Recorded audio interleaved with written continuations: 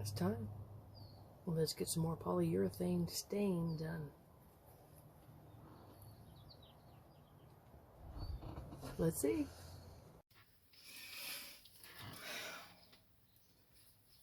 This is fast drying, but didn't wear gloves. So, I think it looks much better thus far anyway. There's the original naked wood, like there. And now it's getting darker. But I gotta hurry up because it's weathering outside. So, check back soon. So this is the polyurethane stain walnut look I'm going for. And as I've previously stated, I'm no good at this, so I'm going for the distressed look. But mostly just to avoid the mold. This is the color it was, plain wood. And this is the color we're going for. My holy grail from my truck.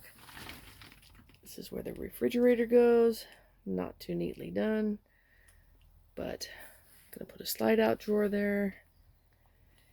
And if I could give any advice to anybody, I would say polyurethane beforehand, before you build it into your van. And also, if at all possible, I don't know if it is possible, but try to get the wood grains all going in the same direction, because I got this going that way, and this going that way, this going that way. So we have no choice but to go for the distressed look. But I do believe it's more aesthetically pleasing.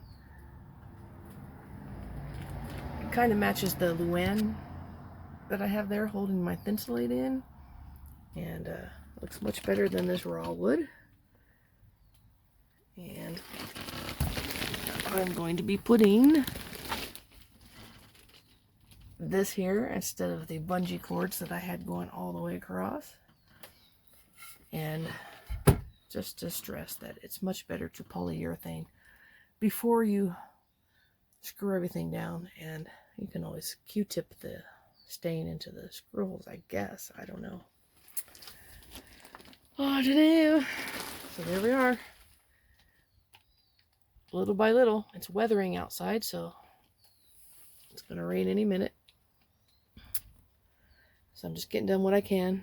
I'm working full time, getting done what I can on the weekends that's not weathering. Hey, peace, love, and understanding, everybody. I'll give you an update later. Y'all take care of yourselves out there.